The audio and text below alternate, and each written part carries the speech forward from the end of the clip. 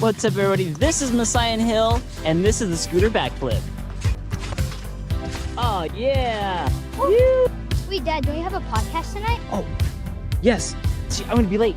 Here, you're gonna need this. Thank you. Hurry up.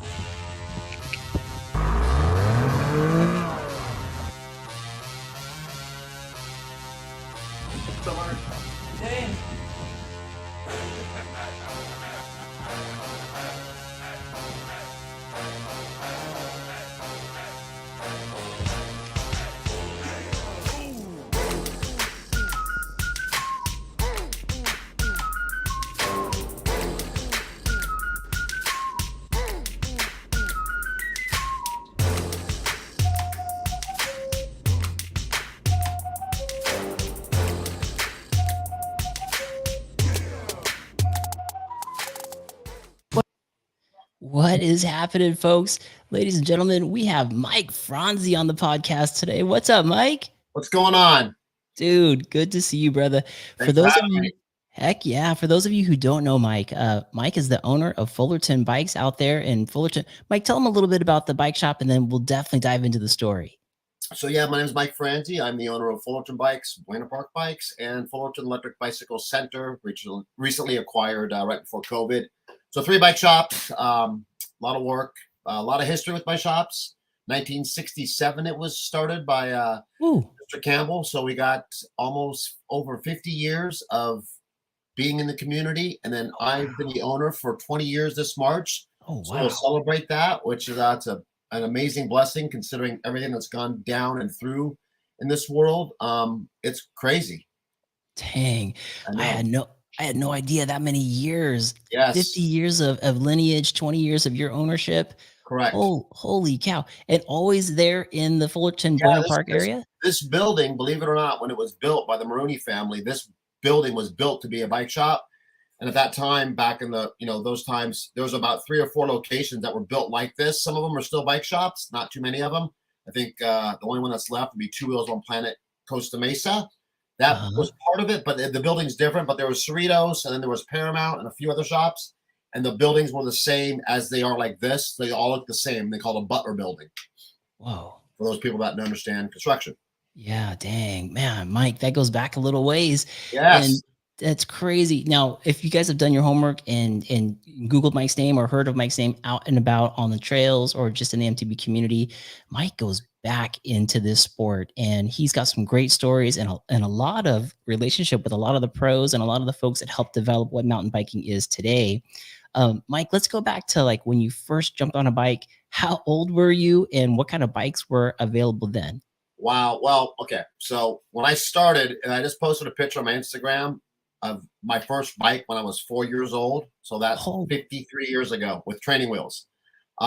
The bikes was different back then because as kids, we didn't have cell phones and all these distractions. We had a bike, skateboard, football, basketball, and maybe some Tonka toys, right? So we didn't have that. So like, to me, I can remember like riding that bike, then that picture on my Facebook page or Instagram page, excuse me.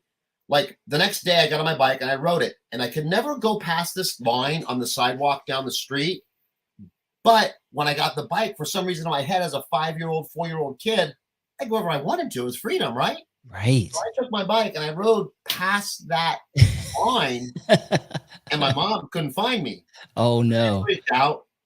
And when I got home, my dad beat my rear end. I don't want to use the cuss word, but back in the days when you could spank kids, right? I got spanked. Yeah, trust me, my dad spanked me. But so it was different. But that was like my first introduction to bicycles as a kid. And I just loved riding it even back then, dude. It was everything. But kind of forward. So I lived in Cyprus, moved to Fullerton. And I've said this in other podcasts and videos and stuff. My dad took me to see On Any Sunday. Now, that was like, I wanted to ride a motorcycle. I don't know why I like motorcycle. I just did. But my parents never let me. So BMX was the next thing. And there was an opening scene. Everybody's seen it a million times. That blonde-haired kid with his shirt off rides his wheelies and the music. And it was like, this is rad. Now, this is where the story goes kind of sideways. Oh, no. So I have a 16-inch little Schwinn Stingray bike. It's blue. My dad's next-door neighbor at my Fullerton, when we bought this house in 1970-ish, there was no backyard grass. It was all dirt. You had to do it yourself. So I'm making little wooden jumps. So we see out the movie On Any Sunday. This gentleman Frederick next door works for McDonnell Douglas. He made me like a little motorcycle fender and a little round number plate. Okay. This other dude, Billy Jenkins, my parents' best friend, he was kind of into BMX, so I kind of idolized him. And then we made my bike cool. You know, he put like motorcycle bars on it and did stuff. And we were kids, but that's kind of where it all started. Then when I, get into my younger teens, I wanted to, I was still riding a BMX bike. I was playing basketball, soccer as a kid, right? Well, what was cool was I found out through a magazine at the library, it was Sports Illustrated Kids, there was a picture of a BMXer on it. Oh, so checked it out. First exposure out. to that type of promo. Yes. Okay. So I checked out the magazine, took it home, and I memorized it. And I found out they were going to hold races at La Mirada Regional Park. Ooh. So that's like close. So I'm like, Dad, take me to a race. I'm an only child. My dad was a true Italian, the greatest man ever walked the face of the earth. And he's kind of like, you should be playing golf or soccer or whatever. Yeah. No, Dad, I want to do a BMX race. So we kind of go there.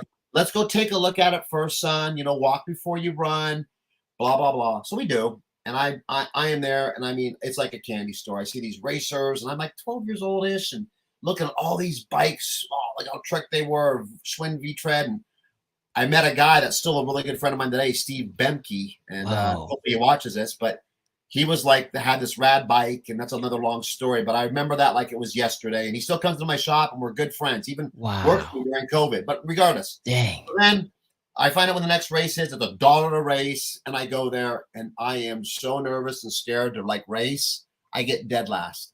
Every race, I don't qualify for the main. I don't get a trophy. I don't get a participation award. I get 0, dude. It's over. Oh, dang. I didn't care because I was stoked because this is what I wanted to do. So I go home and I see my bike, and my mom's kind of like, maybe you should do this. This is dangerous. Couple kids, whatever. Yeah. So fast forward, took me about 6 months to figure it out, and I'll never forget my first. Back then when I was just a beginner, you only got a trophy if you got first place because that's what the beginner class was. So now I built a new BMX bike. It was a Power Light. I got it from Pedal Power Cyclery in Orange. Steve Rink sold it to me. Oh man, I remember it. Great guy. That was my dream, to be like a Power Light racer. So I had the jersey, and I looked like as a beginner, right? So I get in the main. I'm starting to race a little bit better, and I'm a little guy. I was only back 13. I was smaller for a 13-year-old. I mean, I still haven't really grown to full-size adulthood, but so I'm in the gate, and they're getting ready to do the gate, and I'm nervous, and I'm I know in my back of my mind I can win. I can beat these guys. I know I can ride better, but I just didn't have that confidence. And the gate drops, and I kind of get a hole shot, and I'm pedaling. And in my peripheral vision, I could see everybody going behind me. Ooh. I could win this freaking race. Yeah, confidence level rises. And I mean, my face lit up. I held that. There was a picture somewhere in my photo books. I held that trophy up, and I was so proud and such a geeky-looking kid with the long hair and, whatever. But it was awesome. So that kind of started my BMX racing. That was I had a career, but I did that and I raced, and it was really fun and good. And then I started racing more and more, but not really serious because my parents kind of weren't they supported me, but they didn't because it was dangerous. I mean, not dangerous, but it was dangerous. And it was just a weird time. So I rode bikes and went to school and did all that. And about 15 or 16, it all kind of changed, and it changed through me finding a local BMX spot that's Parks BMX that we built back in the 80s. And I'm an 8th grader, and I start working at this place with one of my buddies who's still a friend of mine, Ted Posh. We kind of start building this thing, and it was called Parks BMX. If you look at my Facebook, Instagram page, I got photos as much as I can riding there. And it kind of became this hot spot, where Greer. I kind of built a mini Greer for BMX. Wow. So I built the starting gate, and it was like a full racetrack. So as time goes on, it's getting popular. It's getting bigger.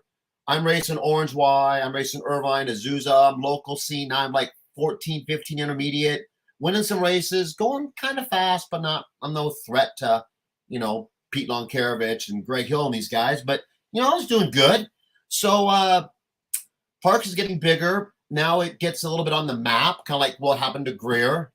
The next thing you know, you got some of the pros, Stu Thompson, Perry Kramer, Pete Lonkarovich, Eric Carter, Brian Lopes. All these guys start showing up here because it's a place you can ride your bike and train.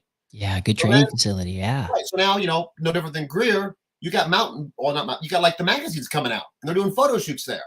So I connect myself with BMX Action, Bob Osborne and Wendy and Gork. I'm connected now. They love me because, I could ride a BMX bike. I could jump. I could buy that place with my eyes closed. I mean, I owned it. No different than you riding 100 times down Greer. You're going to get fast, dude. Yeah, so you're in the mix, man. Right. So then Dean Bradley and John Kerr, they do BMX Plus magazine. And then Osborne and Wendy and Gork do BMX Action. So I get a phone call at my house one day from Dean Bradley, who was like the editor or photo guy for the magazine. And he freaking says, dude, I want you to be a test rider. I'm like, oh my God, a test rider. I'm like, what are you talking about? So I got to do some testing and I could jump, and I got a lot of magazine coverage. Me and this guy named Tim Abbott, he's still a friend. I ran into him at the bike shop again. And it was rad. So I did a lot of testing for the magazine. The new bike would come out. They'd give me a call, put the kit on and go do some testing. And then BMX Action was doing this thing called Local Thrashing. Now, BMX Action would be like People magazine. Like BMX Plus was good. Yeah. BMX Action, Osborne and those guys, they could control it. Gotcha. That's like the Thrasher magazine for skateboarding. Yes, basically. It was the pinnacle. There was other skateboarder magazines, but that Thrasher was the one. Yeah. So Gork or Wendy calls me up and says, we're doing a thing on Local Thrashing. I want to do a thing on Parks because Parks was pretty like world famous. So I was like, this is cool. I'm in. So we dial the track in, sweep it, water it. It's on a Saturday. They show up. I put on these red Levi jeans. They were red like this thing. I had a black and white flannel. So I'm gonna jump. I'm gonna win the X Game contest. So they did all these photo shoots, and I was just clicking and whipping. And there's still a photo. If you Google MIke Franze, Parks, BMX Action, photo comes up. It's just the way I did this jump. I would cross it up and then kind of invert it, and then my seat was super high, so my handlebars got underneath my leg. I don't know. It was a famous photo. It's out there all over the place, to be honest. But anyway, shortly after that, Parks got destroyed. The city tore it down. I was involved with the city. It's not because of what it was. It's because what they had to do was, it was a green belt and had to get developed. They're like, hey, you can rebuild it. I'm like, well, time out. I'm like 16, 17 years old now. And I had quite a few bad injuries racing BMX. I broke my thumb really, really bad at Parks. Then I got my thumb healed and I broke my hand. And, my dad's kind of like, dude, you need to get a job and you need work. We owned our own grocery stores. So I was working part-time for my dad in Monrovia. I was, riding BMX, training with Greg Hill, Dennis Kishiyama. Kind of wanted to turn pro because I was, a pretty well local 16X kid. Battled with Jimmy Mock and all the local guys Friday nights, and it was rad. But I'm like, all right, after the end of this year, I want to turn A pro and then train really hard and work out. I could do it with school. I was kind of going to college and kind of not working at Albertsons. And actually, no, my dad sold a store. So that happened was I wanted to do that, right? But my dad ended up selling his own business. We had a small grocery stores in Monrovia. There was actually a track in Monrovia. And what happened was he sold the store. And then I had saved up money. And this is no lie. This is 1985, 86. Don't lock the screen. Leave the screen. Don't lock the screen. I'll get locked in. Just lock the door. They could lock me in the shop. That happened once before. Gotcha. Yeah, just close. No screen's fine. All right. Sorry. No. So my dad sells a store, and it's like he sells it like in April, May. So I think I just graduated high school. So I got like $300 in my pocket. I saved that money in this little box. I had a car, and I'm like, well, I'm just going to train and ride my BMX bike. So moving forward, my dad's like, the end of the summer, he's like, what are you going to do? I'm like, I got like $250 left. I'm going to the BMX races. I'm working out. I'm fit. I'm having fun. And he didn't like that. He was like, you should be in college and this and that. I get it. But I was an old school guy. And The plan. Yeah. Yes. And definitely back in that timeline, it was a plan. You go to college. And anyway. Right. So I end up, kind of long story. I'm still riding BMX. And my dad, I might get teary-eyed thinking about him. He was the greatest man ever to walk the face of earth. Everybody loved my dad. He was amazing. His personality, everything about him. So he was retired. We sold the stores. He was retired. But my dad knew everybody in the grocery industry.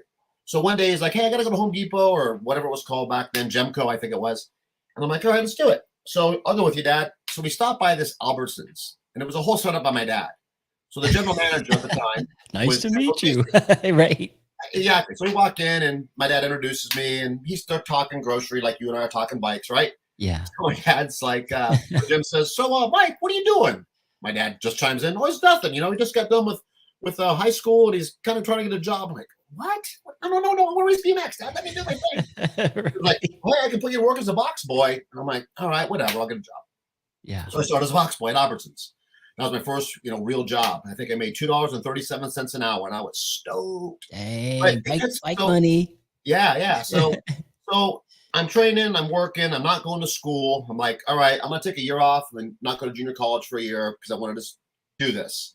So then I have a really bad crash, and it's kind of funny how everything works in life. Like God had a plan, and I didn't have. And so when my dad sold the store, we had a family insurance. Then I didn't really have insurance with my dad because he was retired. So like they paid for it. It wasn't that good, I don't think. So when I got my job at Albertsons, I became a member of retail clerks. So hey, coverage. Right. Yeah. Right. Well, I fall and break my hand bad, and I had to have surgery. And there's a picture. I have a picture I found the other day, just ironically, of me in the cast and my dad. And I have scars. You probably can't see it. But anyway, so I hadn't been off my retail clerk probation yet because you had to work 30 days. Okay. Now I just got this job. I'm going to miss work because of surgery, but I don't have insurance. So my dad, of course, knowing who he is and what connections he had, we go down to retail clerks, and it's right across the street from Knott's Berry Farm. I remember this. So we pull in there, and my dad walks in and goes, hey, I don't remember the guy's name, but he was the president of retail clerks. And him and my dad were great friends. So they walk in, and they're, hey, how you doing, Charlie? And they're talking and stuff. Well, hey, what happened to you? And he's talking, oh, my son just got a job at Albertsons and this and that and everything else. Like, what happened to your hand? He's like, well, Mike had a bad crash on his bicycle and stuff. And he's like, oh, I'm sorry. How much work are you going to miss and whatever? My dad said, well, I'll probably miss about 2 months. And he's kind of talking. And my dad says, I'm not sure when his insurance coverage starts. Could you look into that for me, please? Oh. He kind of winked at my dad, took the paperwork, said, you guys are all set. Insurance covered everything. It was probably $20,000 back then. But right. That just goes to show you, like, what kind of man that I had as a father figure, Yeah. I'm forever grateful for my dad being who he was and what he did for me. Yeah, taking good care of you, man. Yeah. So then, so now I'm working at Albertsons and my life is in path, and I'm like, I want to become a grocery manager. I went to school to be an architect for a little bit, but that wasn't going to work. So I'm working at Albertsons. I'm kind of done with BMX. Then after I get my hand good, literally like 4 months to the day, I crashed stupidly and I break my thumb. And I had to have a surgery. Oh, that's not me, but that's the jump. Yep, there you go. I had to have a surgery. And by having a surgery, I'm like, all right, I love the sport, but am I really, like, where's it going to go? So wait, Mike, let me pause you. So you crashed, you had your surgery, got it covered. And then after you got back on the bike 4 months later, you crashed again and broke your thumb? Broke my thumb and had to have another surgery. Yep. Dude. Exactly. And you're now you're kind of just questioning, like, what am I doing here? Why am I riding? Where's this going? Right. I'm 17-ish. I don't even remember, graduated high school. Maybe I was 18. So I kind of get it, I'm like, all right. I just, I still wanted to ride. Then they tore down parks. The place got torn down, which I talked about. You were getting hammered. Right now. Got torn down. I'm like, oh, Jesus. What am I going to do here? So I'm working. And then at that time, the store director of the store or grocery assistant, I forget the timeline, but I think it was assistant manager. Yeah, because Jim was the store manager. And then Sam was the assistant manager. Sam and I kind of became friends. He was cool. And, he's like, hey, I want to take you jet skiing. I'm like, what? I didn't know what a jet ski was, I don't think. So he takes me to Lake Elsinore. Oh. This is like in 86, 87-ish. Well, a ways back. Yeah. And we go jet skiing. And I don't know my butt from an elbow on the jet ski. So I rode this 440, white 440. And we spent most of the day on our knees because they were hard to ride back then. It was a stand-up. And I kind of like, this is cool. Like, this is fun. Like, I like this. Fall into water. Right. So, high speed. Right. So, I'm kind of working at Albertsons. I was a box boy doing the cardboard at night, I remember. And a couple things were really pinnacle in my life. I'll never forget this. But, like, I didn't really want to grow up. I just wanted to be a kid and play. I don't know why, but I wanted to play. So I'm at work one day, and I'm doing price changes. Because remember back in the day, we did the price change where you scrape the things off. Oh, man. And I'm sitting on the floor, and I'm probably daydreaming about riding my bike or a jet ski. I don't remember. And the store director, who's Jim, who I respected, he got me the job and was my dad's friend. He walks up, hey, how's it going, Mike? I go, good, Jim. And he goes, "Did your dad teach you to work like that?" Uh-oh. And I just that freaking I was crushed. And I remember that day. Like, there are certain days in your life you remember. I remember that experience, and I'll share that with my son. I did with my son much later. Don't let me forget this. Yeah. Part of who I am. And I'm like, all right, that's embarrassing, dude. And I'm better than that, because I was a BMX racer and I hated to lose. I gave it everything I had. I'm not a quitter. I've never quit anything in my life. I hate that. So I turned it around and I started working hard. And that's when I got promoted and I became the liquor manager. And then that's when I met Sam. That's when I went jet skiing. So now, I'm making better money. I got some money. So I go home and I'm like, Mom, I want to buy a jet ski. Back then it was $1,500 from Orange County Jet Ski or Newport Jet Ski. Dang. So it's like, see what it was. So I had to get a magazine. And anyway, so they took me down there, and my mom bought the jet ski because I had no credit, and I gave her like $500 that I'd saved up. And then I made monthly payments for the jet ski. I actually found that receipt. I'm an idiot for not keeping it. After my mom passed away, when we cleaned out her house, I found that receipt for the jet ski. I should have kept it. Wow. But anyway, so that's how I started jet skiing. So now I'm kind of figuring out, it's kind of like a BMX on the water, and I'm having fun. So I, start modifying my jet ski. I start going to the river, doing what we do. I'm 18, 19 now. I've got a little girlfriend. We're hanging out. I take her jet skiing, and I got my own truck. I had a Mustang, but I borrowed my dad's truck to jet ski. And now Sam and I are going to the river, and we're jet skiing. When you say river, where was that? Like Parker? Or Echo Lodge. That's where we started, was Echo Lodge. Gotcha. Echo Lodge. So I spent a lot of time out there on the weekends, and it's just funny because I'm going to the river again as an adult at my 50s.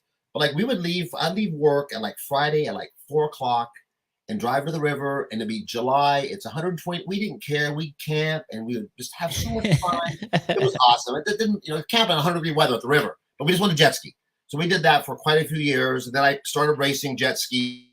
A local guy, TK, did all the work on my jet ski back then. He modified it and built me a faster race boat. And the faster they go, the faster they blow. So I had some jet skis, and we're going to this other spot called Body Beach in Havasu, and that's kind of like the parks of jet skiing. Okay. Where like Victor and Fischetti and Jacobs and all these guys train.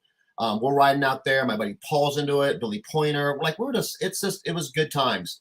That time we were doing that, and then the sport. I raced a few, but then it started getting like big, and like it was expensive. And if you blew up a jet ski motor, it wasn't like a bike tire. It was a $3,000 to $4,000, and I blew up many jet skis, and I bought a 750, and so then it was like we're going through this phase, and the sport started changing, and when the sport changed, it became more of a sit down. And then I was with my wife, Jody, who my wife is today, obviously. We just celebrated 25 years of wedding anniversary. That was pretty congratulations. Cool. Shout out to Jody, who sounds like she's on a flight right now, getting back home. She's going home from Italy. Everybody laughs like, "Well, just get her one-way ticket." I'm like, no. But anyway, so, river, jet skiing. And then, I just, we ended up getting married, started a family. Now I'm not working for Albertsons anymore. That's another story, but that doesn't matter. I didn't get promoted. And then Sam wanted me to work at his store, but it was a different district. And then Jim didn't want me to leave because I ran a profitable grocery liquor department for him. And then I went to him like 3 times, like, dude, I'm not going to stay in liquor. I want to be a manager. And I don't know why he wouldn't promote me. And I just got pissed and left. So I went for Coors. I was a Coors beer sales guy. And I sold Snap. That was an amazing part of my life. But we're going to the river, and now it's like me and Paul and my buddy Scott, and we're staying at Sam's house, or we had this trailer that I had in I back up. We had a little trailer in Blythe that was called the Cardinal. Nice. I think I bought it with my buddy TK for like, I don't know, $300, and they kept it there. They had an air conditioner. So my buddy Ted now is into jet skis, and Craig, and we got this whole party, and we're just going to the river like as much as we can. H&O had company gas, which was cool. So I never paid for gas. Either did my friends. Our jet skis were always full. Wink, wink. Imagine that. How's that happen? I don't really pride myself on that today, but the way things went. We were kids, right? So was BMX like kind of like way on the back burner at this point? You're done. Okay. BMX. I mean, I still love the sport. I still follow it. I had a BMX bike. Maybe once in a while I'd go to the Orange Y and ride, but there was no local thrashing or anything else. So you're all in. I was in. So to be a good jet ski racer, I mean, you had to be fit. And not that I was ever fit, but you needed endurance and stamina. So a lot of the jet ski riders trained on bikes to get cardio because a 20-minute moto on a jet ski and unpredictable water on a 440 jet ski or a 550, you got your butt handed to you as far as fitness goes. Not always So glass. I'm like, whatever. So we end up, I start riding a bike to get myself in shape. Ooh, it's calling you back. There you go. So my buddy works for GT at the time, Dennis Kishiyama, BMX guy. And Dennis, I call up Dennis. I'm like, hey, I want to get a mountain bike. So I get a GT Karakoram or a Zaskar. It was a pretty nice bike. $500, mid-80s, maybe early 90s, I forget. Okay. So I get this bike and I start riding to get shape. So then my buddy Paul, who my best friend today, we're brothers. We go to the river all the time. He's got a place out by me now, and it's all good. He was jet skiing, but he was a runner and a cross country guy, so he was fit. So he takes me on this mountain bike ride, and we ride Whiting Ranch before it was even Whiting Ranch. Okay. I got this cool mountain bike. I got some nice tires on it. I got like Onza tires. I got Answer bars, Cook Brother cranks, I think, and whatever. Yeah. And I'm like, oh, I'm gonna be a natural, right? To the nines. Yeah. Let me tell you, off the top of me, made the first climb up Mustard. I was like, F this sport. I need another lung. No way. Paul's laughing. So I'm like, all right, well, we have to go down the hill. I'm going to show this guy how to descend. This guy drops me. It's way different than BMX. I couldn't keep my feet on the pedals. So I just go, you know what? I'm over it. This isn't for me. Oh, man. But I just, I needed some fitness. So about 3 months later, go on. Jet ski season's kind of over. The summer's done. And I run my buddy Ted, who's a swimmer for college, and he's super fit. And he's like all lean and like he's riding a mountain bike. So, but his mountain bike had slick tires on it. He's like, let's go for a ride. So I'm living in Garden Grove, and he's like, get some 26x1 tires. You can get them up to performance, and we'll make it like a road bike. And I got this good loop. So I was like, all right. So I kind of start riding with Ted, and I start getting some fitness back. So that changes everything. Yeah. So now I understand jet ski racing, but remember, I was kind of getting out of it because I was kind of done with it. But I'm having fun on the bike because I now have done like the first time you go riding, your buddy takes you up top of Greer, you're done. But if now that you're riding a lot, you get it. You're fit, you're better, you can do it. So now I got some fitness in. I feel pretty good. I go riding with some guys that I rode with, like in the dirt that like kind of hurt me like a couple times when I was trying. And now we're going in Chino, and I got my bike with mountain bike tires on. I've been probably put in maybe 1,000 miles in 4 months or something. And like I kind of like drop these guys. I'm like, yeah. Oh. So then I'm still working at Coors because I left Albertsons, and I'm driving to my mom's house for lunch, who lives in Fullerton. Coors was in Santa Fe Springs, and I drive by the Fullerton Loop, which wasn't known as the Fullerton Loop. Yeah. And who did I run into? Toby Henderson. And Toby Henderson's got this Iron Horse mountain bike, and I'm like mesmerized. We touch base. I see him, pull over, we talk. And he's like, dude, you should come do a mountain bike race. I'm like, yeah, where can I go? He takes me to Fontana. I race downhill. Wow. I think I got third my first race, and I'm pretty stoked. So I do a couple races, end up getting second overall in the series. This is 88. Anyway, so I do a couple races, and then my buddy Paul, who's doing cross country, wants to come out and race the cross country in the morning, downhill in the afternoon with Donnie. And he'll tell you the story. He remembers when we used to run both in the same day. Oh, so we get there early for Paul to race cross country. Paul races and gets like second or third, and I wait and I race downhill later, and we do our deal. So a couple of races later, I'm like, you know what? I want to try a cross country race. So I raced cross country on an Iron Horse THE1. I was going to say, same bike? Same bike, 140 millimeters of travel, downhill type bike. And I end up getting third or fourth in beginner. I'm like, right on, dude, because I'm getting downhill. I'm with Paul, and, we got a group of guys, and it was pretty cool. So then I start doing both, and then I end up getting with Toby, and I buy an Iron Horse hardtail, build a hardtail, and start, doing both. So then, I'm having fun. I move up in class. I'm racing the Michael Epstein series, Benelli, and like we went to San Jose, and we did Shabaram Park, I forget, but we did some good racing. So I do this downhill race, and I moved up to expert. I mean, I kind of skip up, but it doesn't matter. I move up to expert. Yeah. Are these still two races in the day, XC and then downhill? Now, I think he might have changed it. I don't really recall if he was doing both because it was getting bigger. So now the course are getting bigger. I end up getting a intense M1 back then. Now I got hydraulic brakes. I got like if you go back and look at the intense, like the first second generation of those bikes. I had one. It was yellow. I had the Mavic yellow wheels. Like, hooked me up. I was loving it, right? So I'm in this series. I'm racing the expert class. I think I'm sitting 4th or 5th overall. And I like, all right, I need a good run. I want to get on the podium.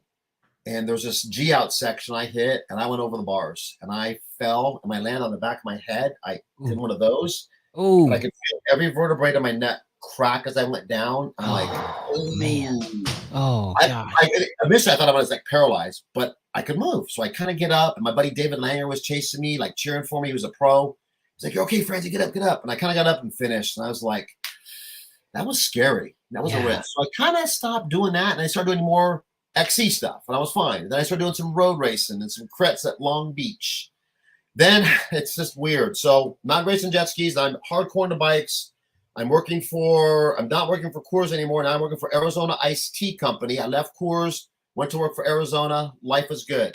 Great job working for Arizona. I got my buddy Paul a job. I think at that time, Jody and I had got married. We started a family. And I'm riding bikes, family, work. We're good, right? Well, I go to New York, 9/11. No joke. I'm in an airplane. Whoa. No, I mean, this is like a separate podcast, but people don't realize, and I'll touch base on that a little bit later, but Fullerton Bikes wouldn't exist for me if it wasn't for 9/11. So I go to New York, 9/11. I land. They're blowing up trade centers. The whole thing's just a mess. I mean, it was. You were actually you were there. Dude. I could see from Mr. Voltaggio's house, whose house was worth over $40 million. We could see Manhattan, and I could see the ash, the smoke. I could see all that stuff. Oh man, you were there. So I call my wife, and I'm freaking out, and she's freaking out. I got 2 young kids at home, but I'm okay. And like, New Yorkers are tough people, man. These guys are tough. You can see right through them. This was like nothing you've ever seen. So I'm trying to get home. I don't know if I'm going to drive, I'm going to fly. 3 or 4 days go by. Don still holds this meeting, and I respect Mr. Voltaggio. He's a brilliant man. I had so much respect. He was a personal friend. He's one of the most successful beverage guys ever. But during this meeting, like, the world's coming to an end. That's what I know. Sure. And I'm having a meeting about how much iced tea I sold last month. Like, no, I need to get out. I'm out, dude. So that turned me from love that. And I love that job. I love that company. I love what I did. And I met some great people there. One of my bosses, his name was Bob McLeod. Love the man to death. Backwards, I had lost my dad during probably, it'd be almost 35 years ago. So during that, I lost my father. I'm an only child. So at that time, I think I worked for Coors when I lost my dad. Then when I left Coors, I left Coors for Arizona. I got fired from Coors. So I did Albertsons. I left, went to work for Coors, spent 7 years there. Got fired because it's another blessing. It was the greatest thing ever. Yeah. That's how I got Arizona. I was already interviewing. This guy didn't like me. We didn't get along with my sales manager. He terminates me because he was an idiot, and that's okay. Looking for an excuse anyways, probably. Right, whatever. I was a scapegoat. I didn't care. So I got a little condo. I think I was engaged at the time to my wife, and I come home. I'm like, I lost my job. But I had already interviewed with Snapple in Arizona, and I think I got an offer from Arizona. But I was kind of holding out to see if I get one from Snapple. That was my dream job. Okay. But Snapple couldn't hire anybody from a distributor. And then they sold, Quaker Oats sold, and all different things happened. So I ended up taking the job with Arizona. So that's kind of where I was. When I was with Arizona, I was racing mountain bikes. Yeah. Okay. So now I'm at Arizona. Is Arizona a subsidiary of Pepsi Cola? No, Arizona is still owned to this day by Mr. Don Voltaggio. He never sold. Sobe sold, Snapple sold, they all sold. He's an independent owner, 100% shareholder. He's the man. Dang.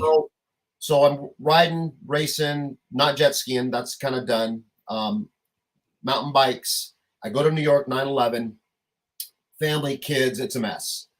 I'm like, what am I going to do? I didn't like this guy. So Bob McLeod, and it was a crazy situation because Don was a billionaire, corporate America, but he made his own decisions. There was no board. There was nobody. He could do whatever the hell he wanted to. Privately owned, yeah, right. And Don was a wacko sometimes, man. He'd say some stuff. You'd be like, "Are you kidding me? You want me to tell the grocery manager at Albertsons? You're looking around. I'm back from college. I don't have 99-cent pre-priced cans on the display. Like, what are you doing?" Yeah. But it was still great and so much respect, and I made so many great friends. But Bob was kind of like my dad because I didn't have a father figure. And I'm an only child. My mom's still alive, and she was a great lady, and I love her to pieces, but she wasn't my dad. We didn't have that relationship, you know, and so it was just so weird. So I Bob to this day, I love him to death, and I need to call him and just tell him how much I love him. He's such a great man. He's like, Mike, you're too young. You need to get out of Arizona. You're not going to go anywhere. You're going to work with Rocco, Steve Perano, and Rob Marciano in New York, and they're just different guys. They have a hidden agenda, and just you need to get out, dude. And you can see you're different. Passion. Yeah. Oh, I'm like, I don't know, man. I knew after 9/11, I knew I didn't want to work for the man anymore. I mean, I just like I wanted to be me. I wanted to, but like, what am I going to do? Just got out of the house, starting a family. So I have a connection here at Fullerton Bikes because the guy that used to run it was Craig. And actually, I saw Craig today. Good kid. You know, at the time he was young. He was working for his uncle Bud. He was a nephew, and Craig was great. Yeah, SSB was in the house. There's Big B. He doesn't. This is what a family, brother Mike on the podcast. Boy. Let's go.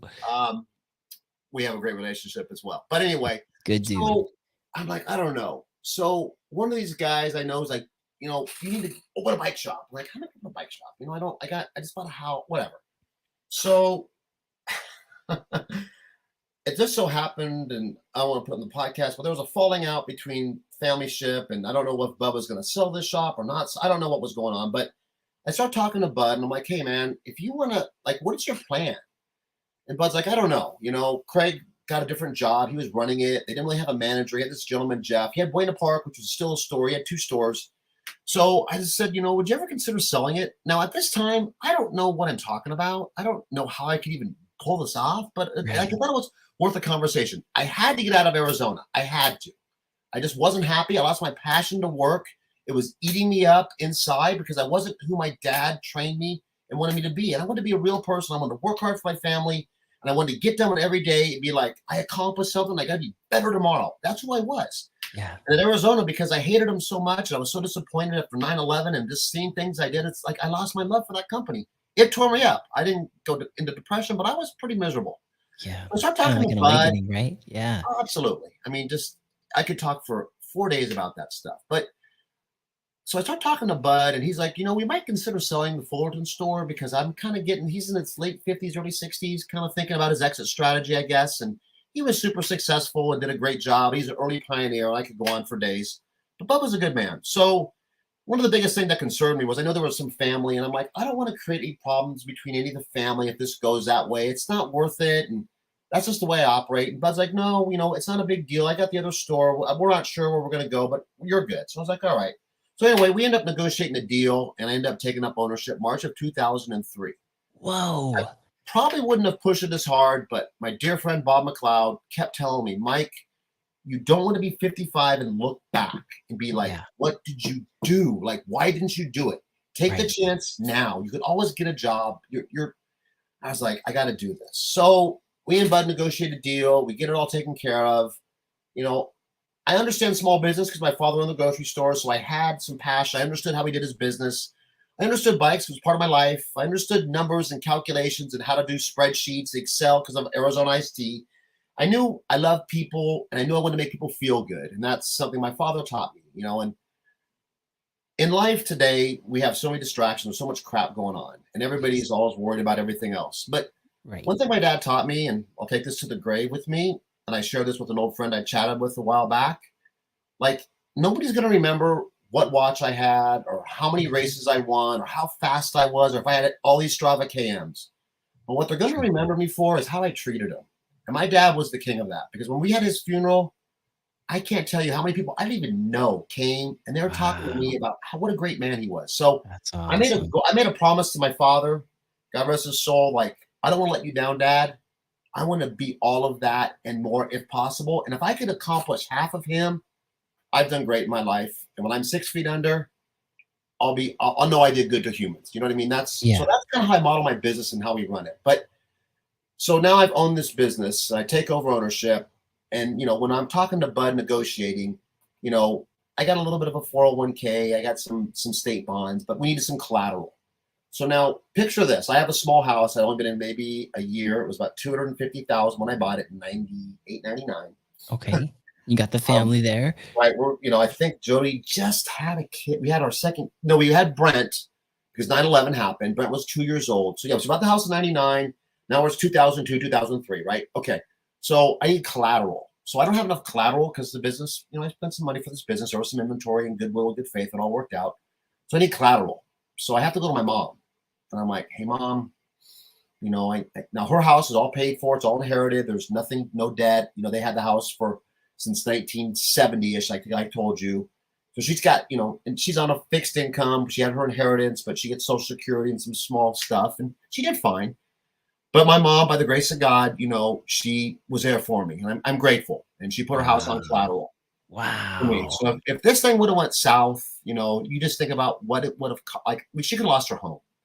So I knew that in the back of my mind every single day when I'm running this business. And, by the grace of God, it all worked out. I made all my note payments to Mr. Campbell. I paid off my loan. I paid the rent. I mean, everything worked out great. So thank you, Jesus. I'm forever grateful. Glory to God. You know what I'm saying? But no big deal. So, here I am now in the shop, 2003, 2004. And Bud comes up to me and he says, hey, we're going to sell Buena Park. What do you think? Whoa. So I was like, whoa. So it's been 2 years. I'm just getting my feet wet. He had another shop, Bellflower Bikes, I think still exists. And he just recently sold, he sold that to another guy, kind of similar to me. And so to get the shop, Jeff went Bellflower Bikes, and he was a great guy. He just recently passed of cancer. The guy had a heart of gold. It's really sad, but he was a good human, and we had a good relationship. So me and him were kind of like interviewing with Bud and negotiating how to get the shop, because Bud had to make a decision. He already sold one to Jeff. He had one to sell to me. So where do I want to go?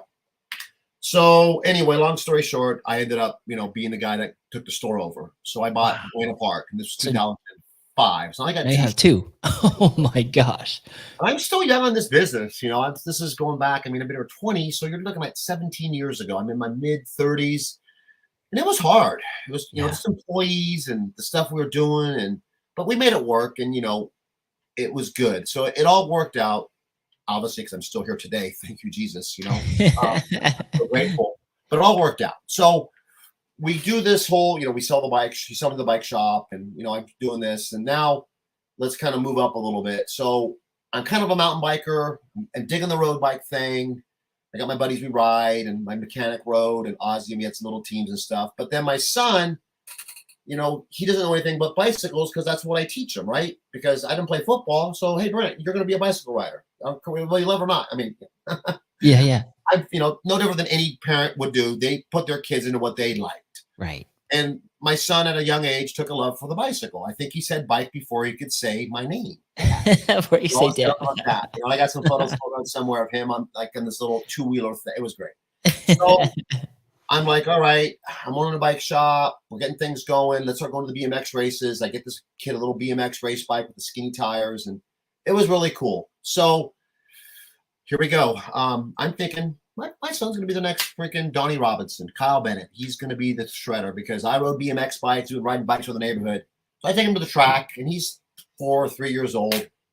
He can't even get around the track. You talk about a man eating crow. I'm like, oh, what am I doing? Brent, you suck. Anyway. So we give it some time. He needs to learn and figure it out. And he gets better, but he struggled racing BMX too. And it was competitive back then for 5-year-olds, but Brent picked up the sport and started getting some wins, and we had a lot of fun. And then my daughter starts racing. So of course I'm a bike shop, and I have to give her the best bike in the world. So we built her this all pink bike, completely pink. Yeah. Everything's pink on it. And I got a picture somewhere of it, my arm here, but it's all pink. And Molly is a beautiful human. She's got this long hair, and she was beautiful, and everybody just loved her. And she actually did really good. And then Paul Washington, the announcer, or was it Tammy East? I think Paul Washington gave her the nickname Penelope Pitstop from the cartoon series Speed Racer. Oh, okay. Way back in the late 60s, but Penelope Pitstop was this anyway. So Melanie's racing, and it's a family affair. So I got the Fullerton bike team. We're selling a ton of BMX bikes.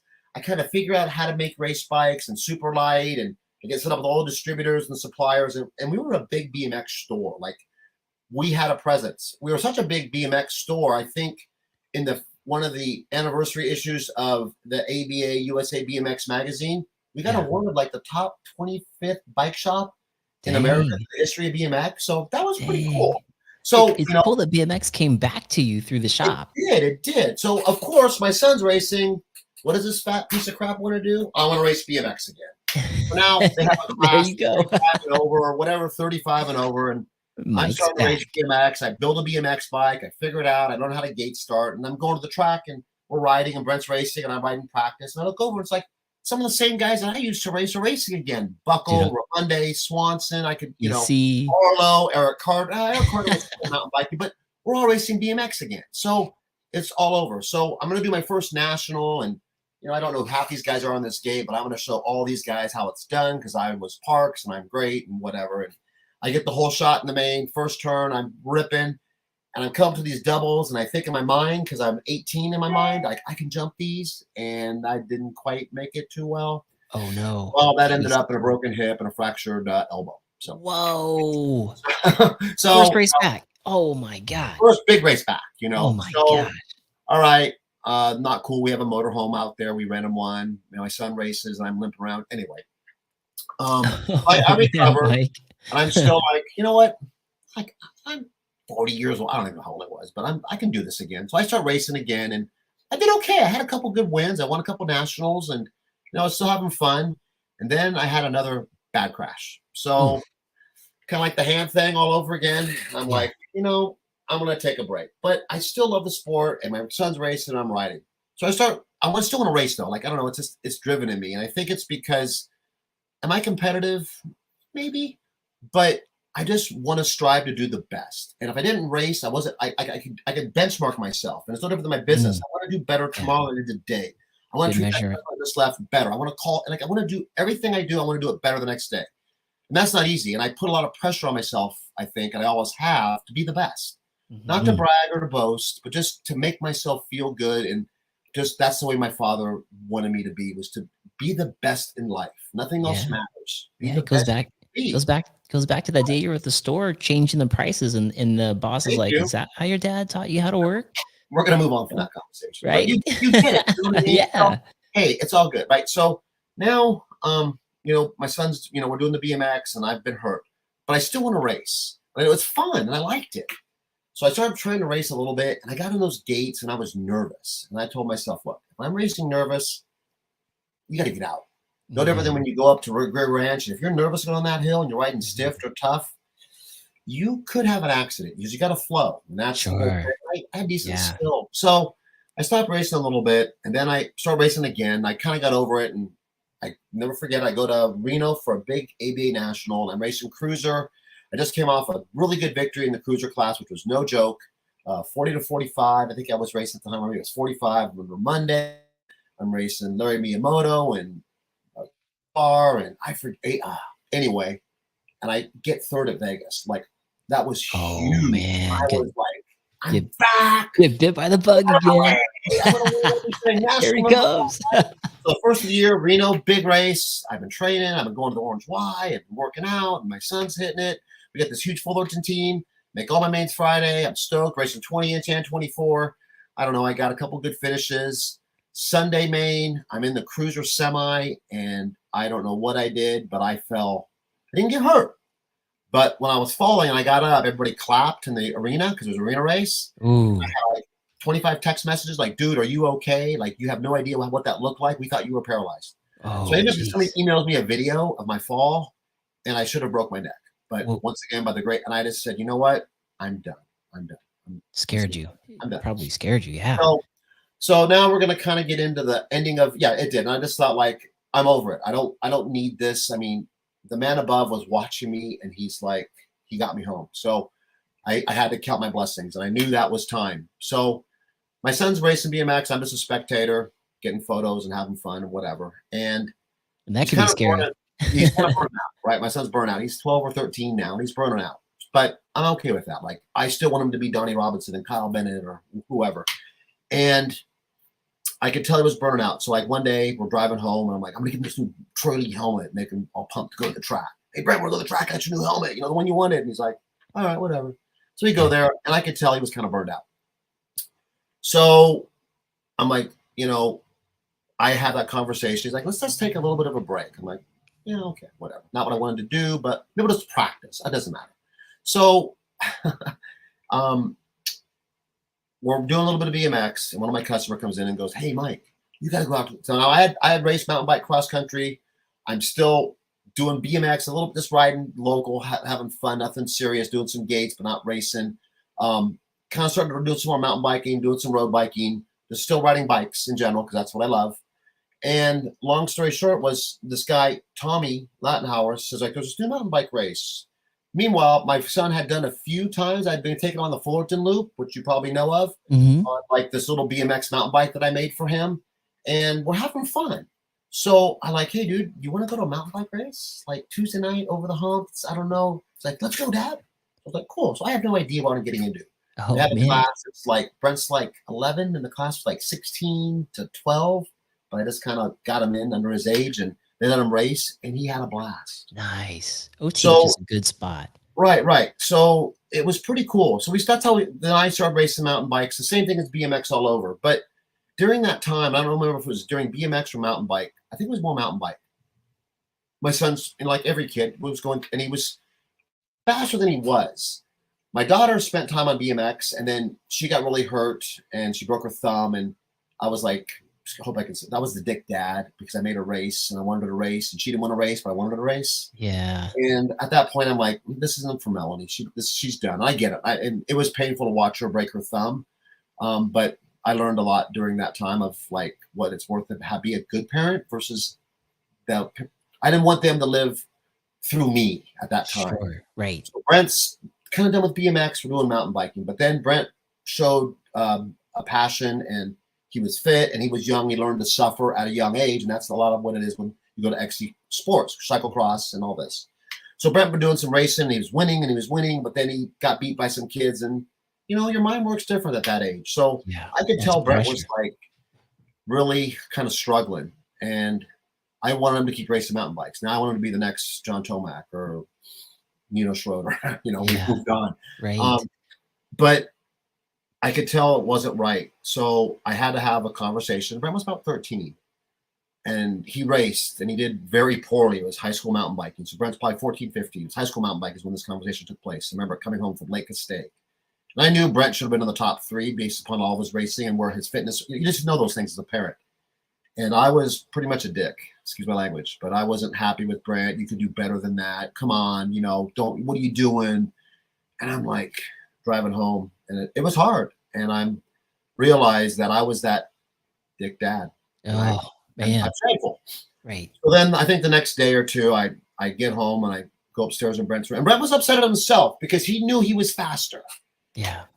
And I had that conversation. I'm like, look, Brent, you're my son. I love your mom, and I both love you and Melanie to death. We'll do anything for you, as most parents do for their children. But I said, if you don't want to race bicycles, Brent, that is on you. Okay. Yeah. You got to race bikes for yourself because you love the sport or because you love bikes. I don't want you to race bikes for Mike or for Mom or for Fullerton Bikes. I don't care. Good save, Dad. Yeah, it worked out. Thank you. But the point is I think that turned in Brent as well. But I said, look, dude, if you're going to race bikes or whatever you're going to do, football, soccer, tiddlywinks, I don't care. I want 110% every time. And if you get first or last, I don't care, but you need to tell yourself you gave it everything you got. We don't quit. We're Franzes. We never quit. Nice. And let me tell you, that was a big moment as a parent for me. And I encourage any parent out there that is in that situation, which I think a lot of us are, like, we have to remember our roots because these kids think for themselves and they want to do what they want to do. Totally. And it kind of turned the page for Brent too. The next year, this kid was on fire and he won some races and we were very proud. He got sponsored by John on the Co-Factory. Oh, my daughter, yeah, he was a Co-Factory rider, like Potential Factory, and he did really good. And as a Co-Factory rider, he struggled as well. He had some problems. The kids were getting faster. He was, in a growing spurt, and all puberty and all this stuff was taking place. And but he kept honest to it, and he really proved himself. And then my daughter, she chose ice skating and gymnastics, and she did great. And she took what she learned from BMX, and I'm super proud of her. She took us for BMX, and she was very determined, and she did amazing in any sport. She got third in ice skating, and she did very well. Just didn't want nothing to do with the bicycle. So now, Fullerton Bikes, Brent's on Giant, we're racing, we're traveling. He loves cyclocross, he loves these endurance sports, and we're doing mountain bike racing, and he did really good. He had a successful career. And then, he kind of the mountain bike sport at like what they call U23 was really starting to boom, and he could hang, but he couldn't hang with the Blevins. And some of these kids were just like they were genetically freaks of nature, and it was just different. But he pushed it hard. He did great at all the over the humps. He's the longest racing kid at over the hump. Dang. Day one, he's raced more races than anybody. And Matt, you're out there, that's true. But I'm proud of him, and he's been on the podium many times. He's won the lead. He's won Super Sport. He's been great. I'm out here bragging about my son, but then my son kind of went into this like, I want to race cross. Well, he did doing cross. He did great at cross. We traveled to some nationals, and then he started doing like these endurance races. Like he did Leadville. We were supposed to do Dirty Kansas or Unbound Gravel, and then he got sick on the way there with bronchitis, and that was a 200-mile race. We had to pull out of that. But it was, a different time for me. So then, we're running the businesses. I've got 2 shops. Actually, I got 3 shops now. I had purchased the e-bike store. I'll get back to that in a minute. I'll go to Brent here, and then we'll close. He really wanted to get into Leadville, and we struggled for 3 years just due to the way it worked. And he was over it. Like, he was so depressed because I took him to see this Leadville movie, A Race Across the Sky with Lance Armstrong, when Lance did it. Okay. And Brent's like, I want to do Leadville. And I'm like, dude, you're 13. And he's like, I'm going to do Leadville. I'm like, all right. You couldn't do it till you're like 18 years old or whatever. And he trained. Anyway, he couldn't get in. So last year or 2 years, not last year, the year before last, in 2020, Brent went and did a qualifier race and like won. And they gave him a golden handshake to go to Leadville. Damn. Talk about manifesting your own future there. Yeah, like at 20, I'm like, oh boy, we didn't have a place to stay. It's like 3 weeks away. So Brent went to Leadville, and let me tell you, if you're a racer of any sort, that is the most magical event I've ever been to in my entire life of racing. Like the story and what people put, it's magical. So anyway, is it Brent, is it magical because of the actual course, or is it because of the entire event? Like, it is like you're seeing your favorite musician play, and you got the back of the hairs on your seat standing up. And I mean, it is magical. And just the event, like what these people put in and how hard and physically demanding Leadville is. Yeah. It is absolutely mind-boggling. Anyway. I can see that. Brent had a goal to get under 9 hours, and you get this big belt buckle. Now, granted, you start at 14,159 feet.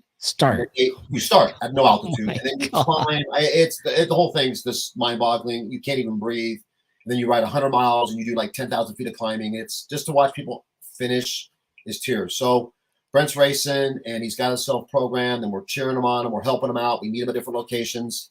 And I'm like, okay, Brent, I'm kind of timing it, and I know where he should be. And Brent, I'm waiting, like, Brent's okay, here's 8 hours. Brent's, and I saw some guys. I'm like, all right, where's Brent? And then I see some other guys. I'm like, all right, you got like 30 minutes, dude. Like, where are you? I see, one of my friends, Brian Gordon, who was really instrumental in training Brent when Brent was younger. He's a great friend. He works for a company I shouldn't mention. He worked for Specialized, and him and Brent were good friends, and they rode a lot together. And Brian was in the first corral, so Brian kind of comes through, and I'm like, where's Brent? Where's Brent? And Brian's like, dude, Brent freaking killed it. Because Brent caught Brian because Brent's corral was behind Brian. Brian probably bonked or something.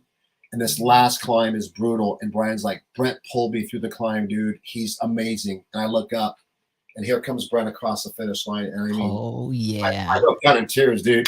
I'm so proud because I knew what he went through and what he did to do that. And he got his big belt buckle. Dang. And he was destroyed. But when Brian came through, and Rob McGee, another guy that was on the same team as Brian, he's like, Mike, Brent was a lifesaver to us. We couldn't have made it at Brent helped. Like, that's why it's magical, because these guys suffered like you've never believed, and I can't even fathom it. I would never finish Leadville, and I'm in, even at my best shape, I probably couldn't have done it. So that's what made that event so magical, and it was it was very rewarding. But that's what it is. Mike, that is awesome. That's a great story, man. I love how he's always wanted that. I do want to come in. We have some people in the chat here, and waiting for them to get in. But Trail Pimp is here. He says hello from Carlsbad, California. We got Brett Hall, the owner of a clothing company called Unspoken. He's actually out your neck of the woods. Nice. Johnny Yu out in Miami is in the house. Mountain Bike Q&A, another podcast show out of the East Coast, out of Miami. Yeah, we're getting some history here, man. Heck yeah. Heck yeah. MTB Mini Bomber, the son of a Purple Heart veteran. Nice. This kid is awesome. He's got his own YouTube channel. Exactly. Shout out to the vets out there. Vanikava MTB, what's up? What's up, brother? Good to see you. It's out of Riverside, riding my best life out there. What's up, fellow Tasco rider? And I believe he's out there in, remember, Jason, are you in Utah? I think you're in Utah out that way. Yeah, that guy's Tasco, the owner, is awesome, man. Nate's a good dude, man. You're with the right guy. Love that guy. Miller's a good dude.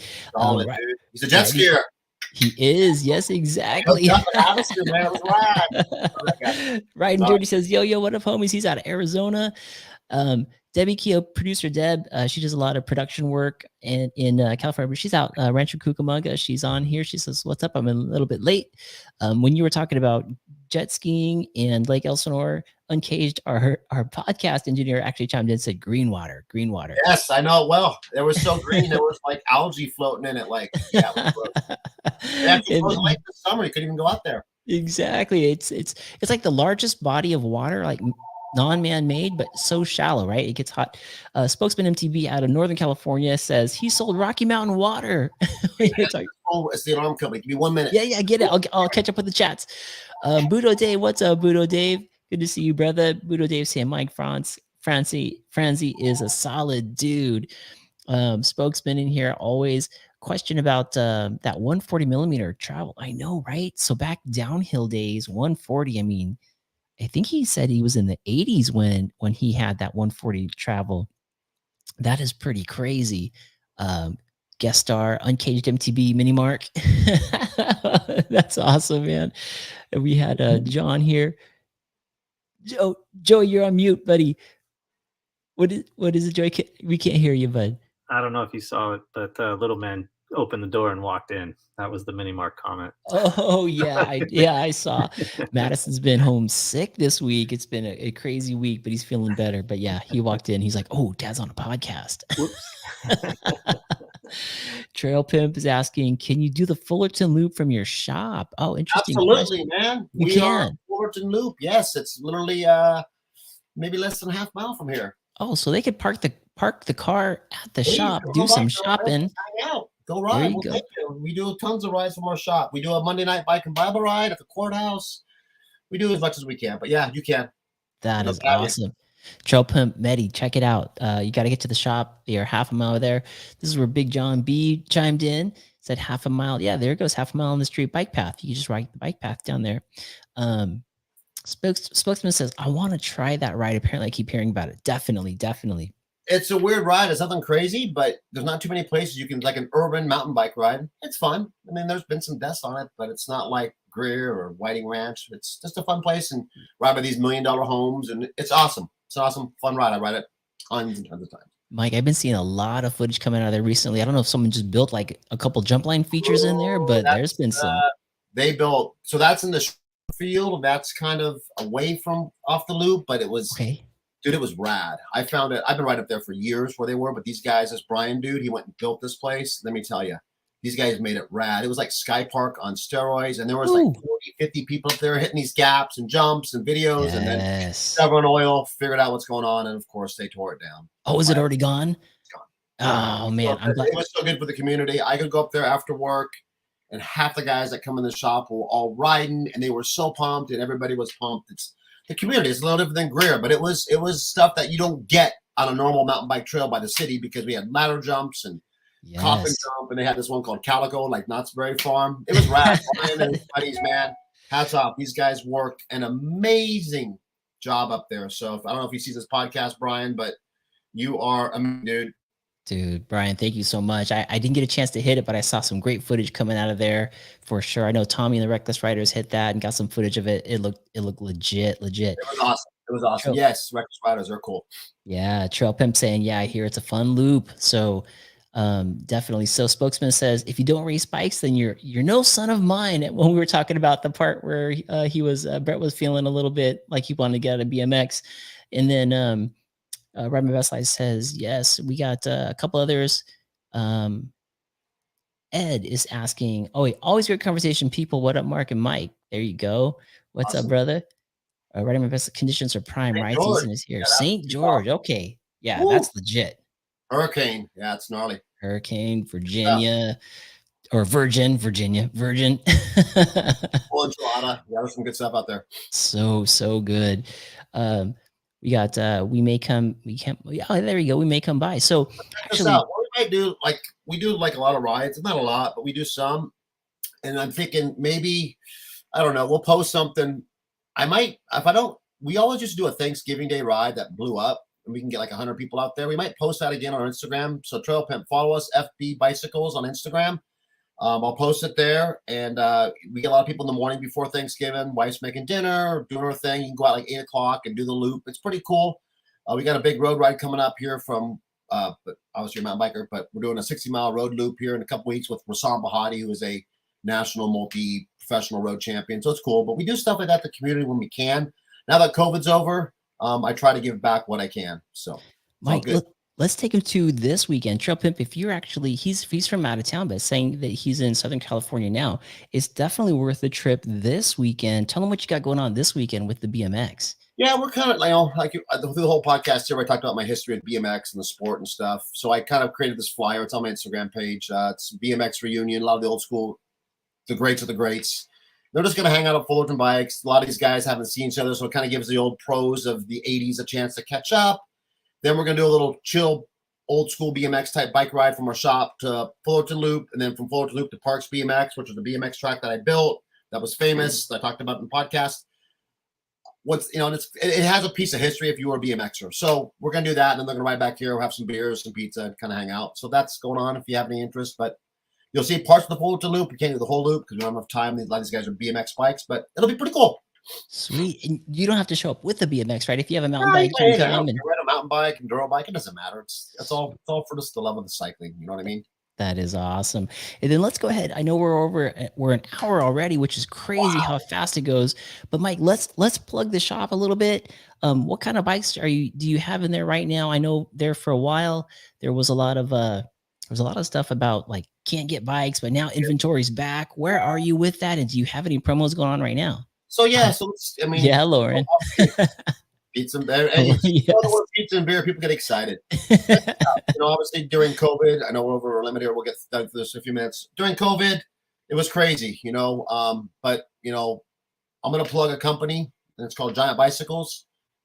They came to the table for me. Nice. Without Giant, this podcast at this shop might not even exist. They were just so great to me, and I worked my rear end off. Let me tell you, it wasn't easy, but we went from no bikes, not getting bikes, to getting bikes, and everybody knows the deal. They were in the bike industry. Yeah. So obviously, where'd they all go? all the guys that bought all these bikes, they're all on pink bike. But so long story here, with COVID, it was different. What happened is, obviously the whole COVID thing kind of stopped, but we were still selling bikes. We knew it was going to come to an end and it's going to slow down and get back to normal, right? Well, it got back to normal pretty fast. I shut stuff down. I got pretty conservative coming in about 3 to 4 months ago, but we were still busy. If I would have done that maybe 3 months prior to that, we'd be in really good shape. So we got a little heavy inventory, and I'm on, but heavy on some and not on others. So, we're running a pre-Black Friday sale. We got stuff. I got some e-bikes over $1,500 off. I got tons of stuff on sale. So Giant's my big brand. Obviously, I have 3 stores. I got the e-bike store, which I purchased right before COVID, and that's a little bit different clientele. But we do Orbea bikes over there, and they're amazing. Orbea mountain bike, e-bikes. Yeah. Oh boy, game changer. So we're big Giant. Fullerton Bikes is big Santa Cruz as well. We do a lot of Santa Cruz business. I got inventory in high towers and mega towers, nomads. I got all that stuff. That's really good. We do Ibis. Ibis is a big player for us. I got all my Ibis Ripmo AFs and Ripley AFs on huge sale. So we're good there. My Buena Park store does Santa Cruz and Giant as well. They do a good job for us over there. But we have bikes on sale. Even beach cruisers and city bikes. I just need to get my inventory down a little bit. I want to try to get down before the end of the year. I have a storage unit that I want to get rid of and save that money. So we're making some deals, not to promote Fullerton Bikes, but I know a lot of bike shops are. But I've got inventory. And I'm pretty aggressive. I just want to bring my inventory down. So we're doing a sale now, and then we'll do a big Black Friday. follow me on Instagram. We'll post a flyer. It's all good. FD Bicycles. We do a good job for that, you know. Excellent. That's great to know.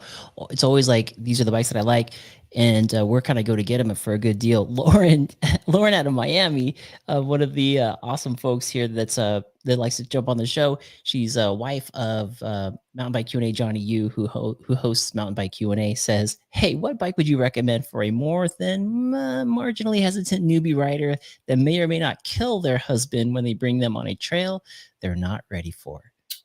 So, you know, that's a great question. And I get that when I sell bikes every day, Johnny, you know. how can I delete my wife's comments? No, you can't, because I saw it in Reddit. So we're going to hold you to it. So just think about this, you know. Essentially, What? it just depends on what you want to spend.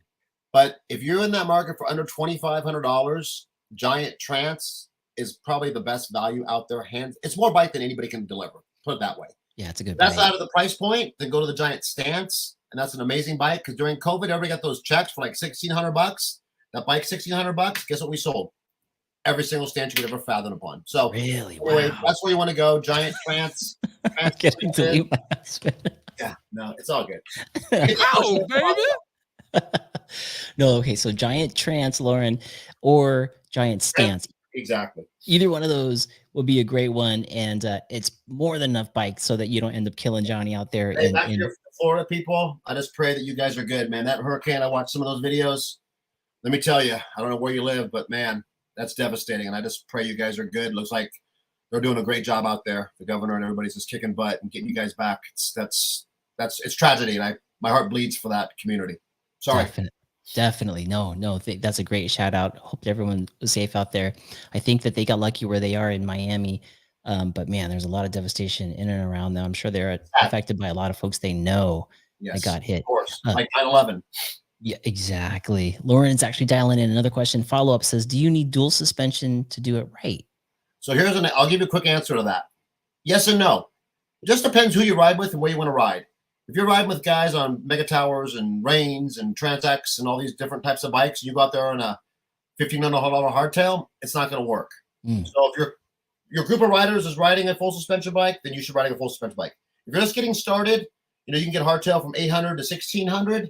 That's up to you. It just depends on where you see yourself in 6 months.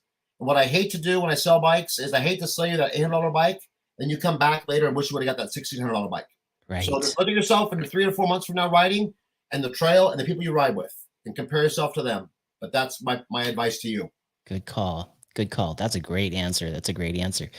Terry Woodward's actually saying, shout out to the Monday Night Bike and Bible group. There you go.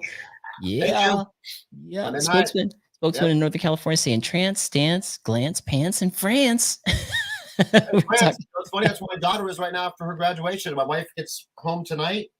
I have to pick her up at 9 o'clock after a 28-hour travel time. Oh my gosh! Missed her connecting flight. It's a mess. But oh man, she's gonna be sleeping. She's gonna be sleeping in the car home for sure. Yep. Uncaged is saying Giant Trance, my first 2 full suspension bikes. Yeah, seriously. Smart man. Good stuff. It says Johnny saying thank you. We are good. Miami, it rained. Thank you. Is anyone riding Snow Valley this weekend? In the chats is going off. Also, thank you so much. We're fine here, but it's so tragic for our West Coast neighbors. Yeah. Right you got it. Terry Woodward here is in the. She's saying hardtail for life. Gotta love those hardtailers, man. You know, I as being a fat old guy like myself, I still love and put my leg over my Giant XC carbon bike. There's nothing like a hardtail. It's a little harder to ride, but let me tell you, she's a smart person. Thanks, Terry. Yeah, it keeps you honest from what I understand, man. There's very little room for error on those, but I'm sure with the BMX background, it helps out a lot, you know? Well, you know, it's funny, if you watch the World Cup cross-country races, Christopher Blevins was one of the top finishers of American, and he was an amazing BMX racer. And it's because he knows how to pedal a bike, and he spent so many years racing BMX. He's got that ability that a lot of people don't know because he just knows how to ride a hardtail. It's awesome. Yeah. I've heard a lot of folks, they pull in like it's somewhere like a Summit, and they have their O-rings are barely used because they're just BMXers. They know how to like take off and land. And yeah, it's important. It's good. It's huge. Whereas I have a 170 mil travel bike and it's like my O-rings all the way up to the top. Yeah. So I don't know. SSB says, Mike sold my Giant bike to the SSB family. Hey, brother B, you know, we've sold a lot of bikes to that family. That's Remember where SB? Remember where SSB started? Heroes Restaurant over lunch. Yeah. Gotcha, baby. That's my brother. Shout out to He and SSB. We've shared it. We have a good history. He's a good guy, part of the family. yeah, good He's very involved in the community, which is cool because the community is everything. It's everything. Godfather. He's the Godfather. He is. He is. John Get that B. knee fixed. Yes. I'm going to Glamis. Exactly. Side by side. Woo-hoo. You just had to build a car. Oh yeah. Oh yeah. I'm sure there's gonna be some great footage. I know that he just got back from Glamis out there with Polaris. They were filming a bunch out there. So he knows how to build a car, and that thing you could eat off it. Yeah. I think he basically to detail it all day after it comes back because it's immaculate clean. I can't get mine that clean. How does he do it? How? Exactly. How? Exactly. Oh man. Awesome though. Mike, it's been awesome having you on the podcast, bro. Nice. I'm so grateful for you to be able to come to the podcast and share your story and talk about the history. And I loved how everything came full circle for you. I'm just curious now. Will the jet ski come back? It's just I don't know, man. I give glory to God, and I'm not here preaching religion, but I'm a blessed man, and you know, people come in and out of your life, your whole entire life, and I don't hate anybody. I'm grateful for all the friends that I made, whether it be BMX or jet ski or Fullerton Bikes. I mean, or my old jobs. I'm so grateful for that, and I learned so much in my life. And you know, I reconnected with an old friend, and we talked. And just life is just awesome when you really look at it. You know, it really is. And yeah, you know, I don't know. I get emotional sometimes thinking about how awesome life is and how fortunate I've been. You know, and we see it. So I thank our dear Lord and Savior every day for that. And I'm not perfect. I make mistakes. I screw up. I'm human. I get dressed the same way you do, you know, and I'm just grateful that this for the bike community. And I'm grateful, you know, not that 9/11 happened, but that put me here today.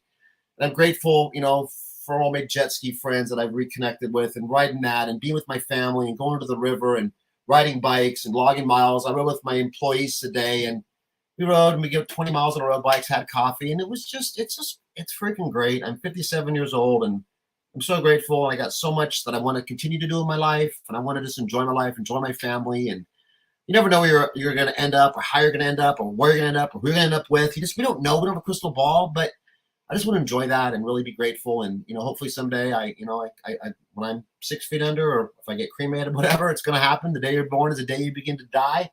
I just really want to go down as half the man my father was and be looked at and respected for what I did and what I tried to do, whether it be friends, communities, bike shop.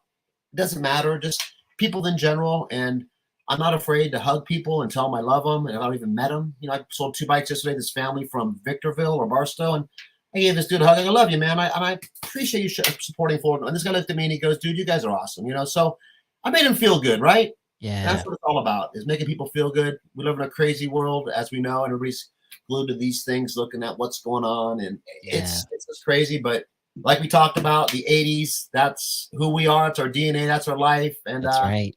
I'm so grateful and so thankful that everything's worked out. And I wouldn't change a thing. The shop's been broken into. I had 12 broken windows during COVID. They came through my roof. They stole $30,000 bikes. And it just makes me want to cry. But when I look at the big scheme, I'm grateful. I'm really grateful. And that's what I'm going to close with, is just I'm blessed and grateful, buddy. That's all I can say. That's awesome. I'm grateful to a lot of people, family, you know, just everybody. That's awesome, brother. Dude, thank you for everything you do for the community, for the biking community, all of us. It's awesome. And I know those 2 bikes, when they go to a new home out in Victorville or Barstow or whatever, I bet it makes you smile knowing that those bikes are going to bring adventure. And like you said, life, we're just limited on time. Yep. And we can't make more of it, but we can make the time count. So absolutely. So stoked that you're grateful, man. Really appreciate being on the podcast. You guys are awesome, man. I'm stoked. Thanks, B, for hooking me up with you. I appreciate it. I mean, looks like you got some good stuff going on, and it's pretty cool. Hats off to you, man, for like being this deep and only riding for 2 years. Like, you're a good dude. I don't know what else do you do? Give me a real quick before we close here. What's your deal? Where do you come from? What do you do? Yeah, so I live in Murrieta, California. Right. Yep, and I came from the skateboard world. Okay. Turned corporate world after college, and been doing that since 2000 until today. Awesome. So, awesome. But found mountain biking and found that stoke again after college degrees, corporate world, kids. I love it. Yeah, Do us a that favor, two man. wheels. Keep what you're doing. The community needs people like you. And Thanks. it's things that like this. There's a lot of it out there, but I could just tell by just watching this podcast and looking at you and the stuff you put in, you're pretty legit, dude. And you're going to go far in the sport. And I tell you, people appreciate what you do. I know it. I can just sense it in who you are and the way you produce yourself. You're awesome, dude. Don't stop. Don't stop. Thanks. Keep going. Thanks, Mike. I love it, man. Love I you really too, man. appreciate Awesome. it. Cool. Dude, I can't wait. Good luck this weekend, folks. If you get a chance, head on over to Fullerton Bikes this weekend. BMX show. Some of the folks from the 80s bringing it back. Go say what's up to Mike. He's got bikes on sale as well. Let's take good care of you. Yeah, man. All good. All right, guys. Have a Thank great you. night. Good to see everybody. Ciao.